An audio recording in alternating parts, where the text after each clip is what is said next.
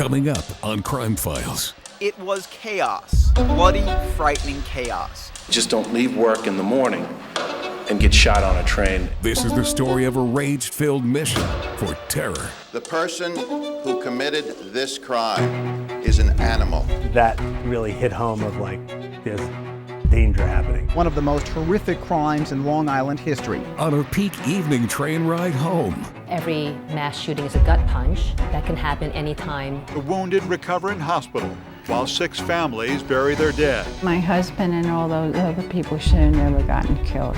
This is the story of a man's rampage on the rails. It was an act of blind hate. Why'd you do it? And the lives he changed forever. This animal should suffer till the day he dies. Crime Files starts now.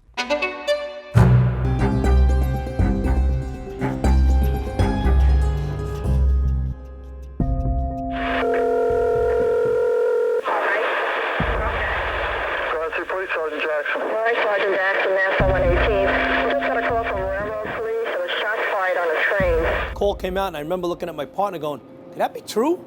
Police emergency 239. Yeah, this is 7-Eleven in Garden City Park. There's an eastbound train on the Maryland Avenue train station right here. There's a guy with a gun. He just shot some people. The train's heading towards Mineola. It's certainly a day I'll never forget. It was a bloody 3-minute rampage, which shattered the illusion that such frightening senselessness only happens in large, dark cities. A train ride that will surely live in infamy. The message was just incredible. We have no idea what's going on. We may have multiple dead at the Maryland Railroad Station.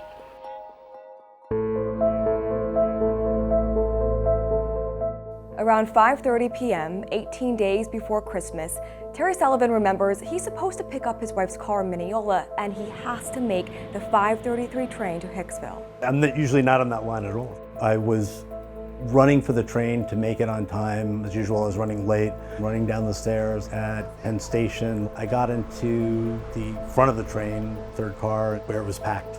27-year-old engineer Mi Kyung Kim is already on the train she always takes home. She was someone who was just starting out her life. She was working at the math library at Columbia University at the time, and she had larger ambitions of going into computer animation or CGI.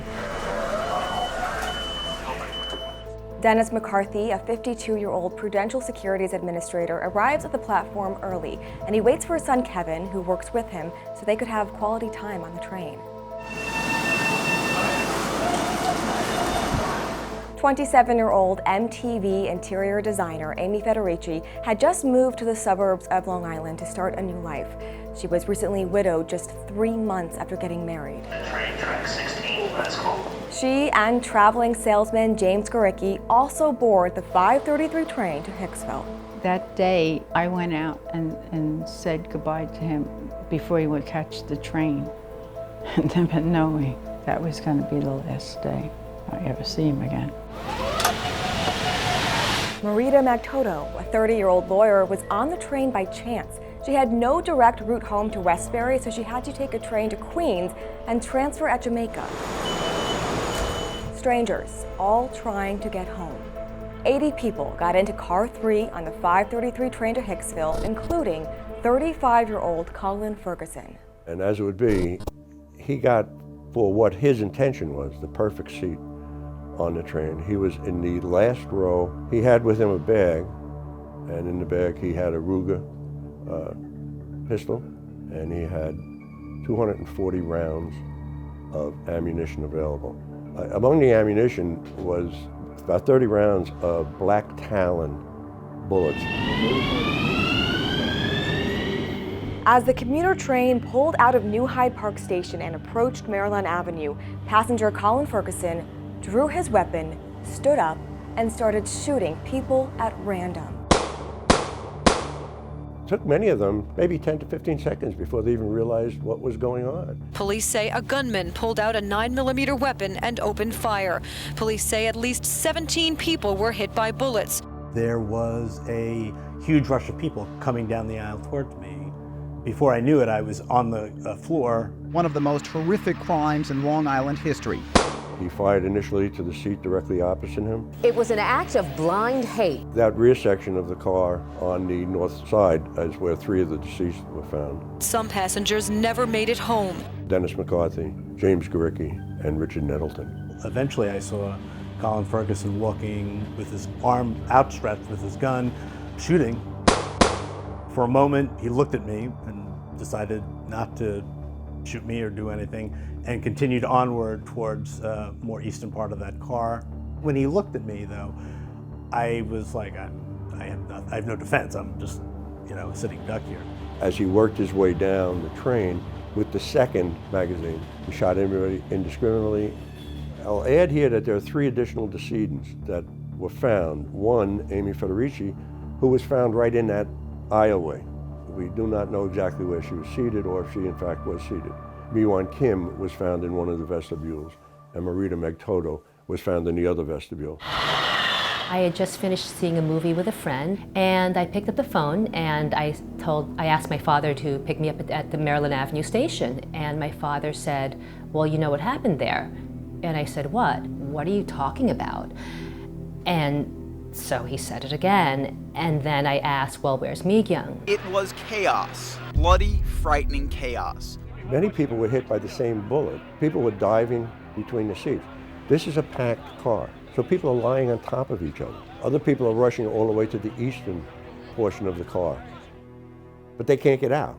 In 180 seconds, Colin Ferguson altered the lives of dozens of people who were on a moving train with nowhere to run. When they finally stopped at the Maryland Avenue station, the doors wouldn't open. This is a 12-car train, but it's only a 3-car platform at Maryland Station. So the train needs to stop at a particular spot. The train stopped prior to that, so the engineer did not open the doors, afraid that some people would step out and not be on the platform. So the doors had to be opened manually. I had to go out through the end doors that connect the trains to each other instead of in the vestibule. And then it was just complete chaos outside. Within 4 to 5 minutes, a dozen Nassau police ambulances had arrived at Maryland Avenue, along with 2 police helicopters, to transport the wounded to area hospitals who went into disaster code. We flew down here. We were here in seconds, one of the first cars here. I got out of my car, and the first thing I had was a man running towards me, all full of blood. And he says, "Can you help me? Can you help me?" And I said, "All right, sir, let's calm down. Let's see what's going on. Are you hit? Are you hit?" He was not hit. He was one of the people sitting next to somebody that was. As word of the shooting spree spread, frantic friends and relatives came looking for loved ones who might have been on the train. A stampede broke out until the train engineer climbed out a window and opened the doors from the outside. But in the car where Colin Ferguson was, there was no escaping. There was nowhere you can go, and you just felt trapped. A tragedy that could have been far worse had it not been for the heroics of 3 Long Islanders who tackled the alleged gunman before he could do more harm. One of the gentlemen saw the slide stay back on the weapon, which indicates that the weapon is empty. As he was going to turn to get another magazine to reload is when the 3 heroes jumped on him, took the weapon, and held him. My train was delayed by about an hour. And that evening, when it finally arrived at Maryland Avenue Station, it pulled up alongside my sister's train. Her train was still there. It was still a crime scene. By that time, my father was waiting in the parking lot for me. He said that there was some unidentified Asian female at a local hospital. When I got back home, my mother was crying and she said, "Mi Kyung got shot. Mi Kyung got shot." At that point, she still had a heartbeat. She was still alive at that point. Mi Kyung Kim had been shot in the head, and she held on for 24 hours. But the next day, she died at the hospital. There was nothing they could do. And then my mom said she saw my sister's vital signs just flatline, and then she died. I mean, it really was like an atomic bomb had detonated in our living room. And you're just in absolute shock, and that's what kind of kept us going for the first few months. It's just this adrenaline shock. When we return, thank God those 3 guys were right there just rushing at him. How 3 men ended the massacre on the train, and what police learned about the gunman's motive when Crime Files continues. Crime Files continues now with the Long Island Railroad Massacre. Why'd you do it? Why do you hate people? On December 7th, 1993, Jamaica-born Brooklyn resident Colin Ferguson opened fire on a packed commuter train on the Long Island Railroad. For a moment, the shooting stops, and 42-year-old father of four, Kevin Blum, runs towards Colin Ferguson. A split-second decision he later said was because it just doesn't happen like this. You just don't leave work in the morning and get shot on a train and never make it home to say goodbye to anybody. And right behind him was 31-year-old Michael O'Connor, a securities trader for Goldman Sachs, and 34-year-old Mark McEntee, a money market salesman from Merrill Lynch. None of these men knew each other. None of them knew what the other was going to do. All three men piled on top of Ferguson as he tried to reload his gun for a second time. We just tackled him, pushed him into a seat. Kevin sat on top of him. I grabbed his right arm, and the other gentleman grabbed his left arm. Thank God those three guys were right there, just rushing at him, and they were amazing to me. They're called heroes for a reason, and they were all reluctant heroes, I might add. I'm not a hero. It's just, a lot of the other people should be honored more than I am. Just felt like they did what they had to do. With Ferguson pinned, off-duty Long Island Railroad officer Andrew Roderick happened to be at the station picking up his wife, who was on that train. I did not know at the time. I just didn't even know. I just went in and tried to do the best that I possibly could. He got onto car 3 and put Ferguson in handcuffs. By the end of his bloody rampage, Ferguson emptied 2 15-round magazines and shot 25 people, killing 6. My husband and all those other people should have never gotten killed. While all this was going on, James Gorycki is just getting home to start dinner with her 10-year-old daughter, Karen. She's waiting for her husband, James, to come home after commuting in on the 5:33 train when she sees her neighbors gathering outside. And I said, "What's going on?" And one of my neighbors says, "Oh, there was a shooting on the railroad." And before you knew it, the doorbell rang. I wasn't expecting anybody. And I said, "Oh, God." I was afraid to open the door, but I knew it must have been the police. The police told her her husband's final words. He said when he was dying, "Tell my wife that I love her." What were your first impressions of Colin Ferguson? He avoided any conversation concerning the train as best he could. He did ask at one point how many people were dead. That's about all he would get into it. Police found scraps of angry notes on Ferguson that suggested he had been planning the attack for weeks, and he wrote Nassau County is the venue. The notes start the reason for this. And he lists what he calls Uncle Tom Negroes who did something against him. He lists the local police departments that did something against him. The professors at Adelphi who wouldn't give him an A. He felt that he could have been anything he wanted to be, but everybody was discriminating against him. And we were convinced that Colin Ferguson was not legally sane. And based on our understanding of his history and background, it was due in large part to his exposure to racism here in the United States of America.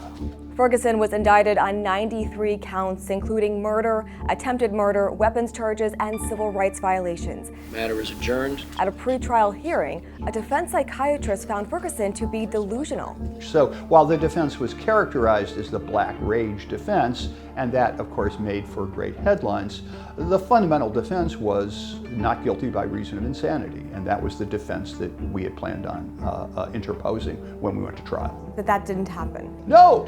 Colin Ferguson was so crazy he believed himself to be sane. And so did a court-appointed psychiatrist.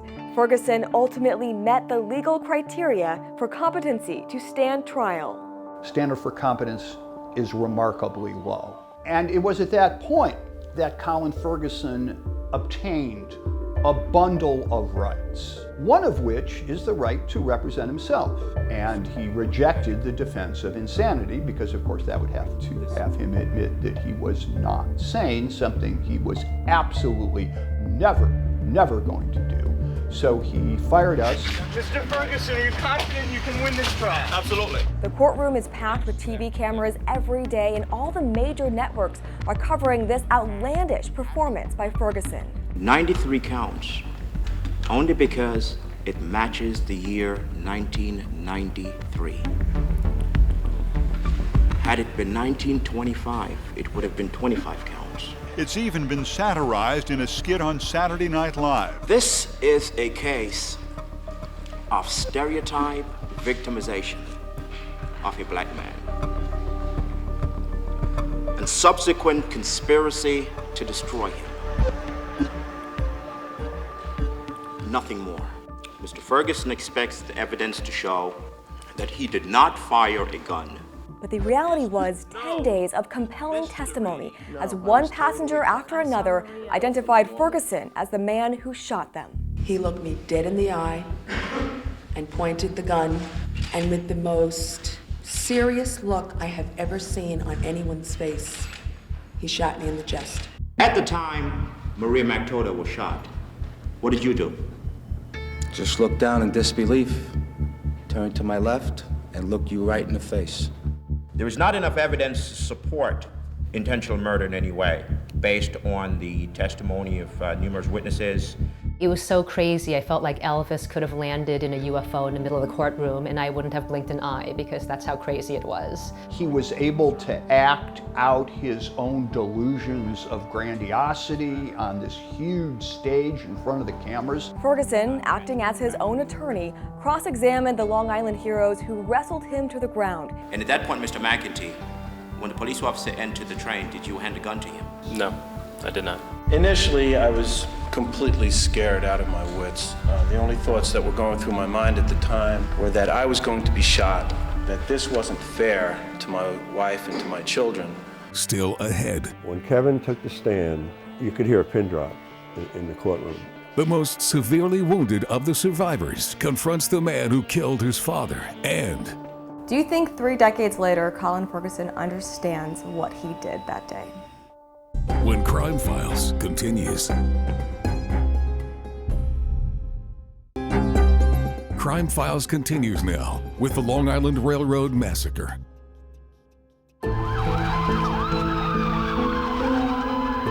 Colin Ferguson shot 25 people on a routine rush-hour train ride home, killing 6 innocent lives.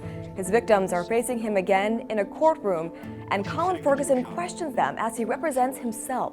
As the trial went on, he began to learn when to object and when not to object. And I remember it vividly, Kevin McCarthy was going to take the stands. Kevin was the most severely wounded of the survivors. When Kevin took the stand, you could hear a pin drop in the courtroom. When was the first time you found out about your father? When I was still in North Shore Hospital, because I had realized that he wasn't coming home with my mother. And I could hear the attorneys behind me telling Ferguson, you have no questions of this witness. Ferguson stood up and said, I have one question. You could just, if possible, articulate for the jury if there is any way whatsoever you can assist them in positively identifying the shooter on the train. No, I did not see the person that shot me. Because he was shot from the rear. It didn't make a difference, but he wanted to get his 2 cents in. It took the jury just 10 hours to find Colin Ferguson guilty. Murder in the 2nd degree. What is your verdict? Guilty. The victims and the families of the deceased were absolutely some of the best and nicest people I've ever met to deal with what they went through. I couldn't be more impressed.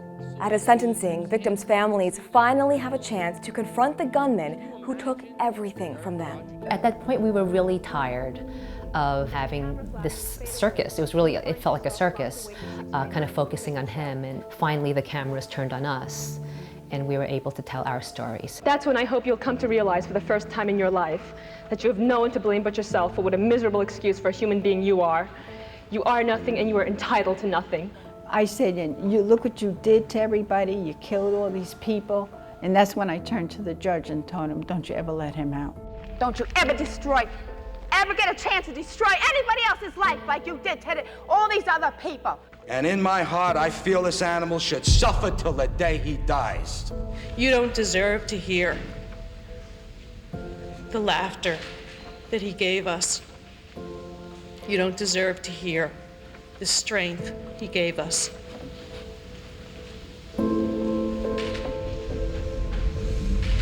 Do you think 3 decades later, Colin Ferguson understands what he did that day?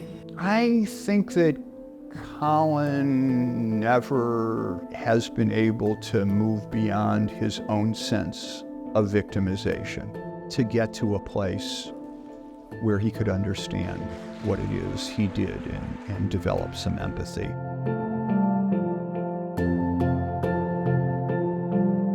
Do you think that is a just sentence?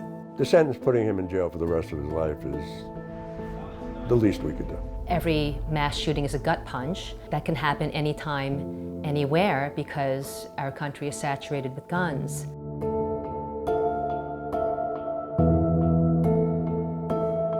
No matter how delusional or paranoid or schizophrenic Colin Ferguson appeared during the 6 weeks of this trial, that up until 10 minutes ago, he would have still been eligible to buy the same type of gun with that same large capacity clip to kill the 6 wonderful human beings and wound the 19 of us. I know that my sister would have wanted my family and I to move forward with our lives and be happy, and you just have to hope that it never happens to you.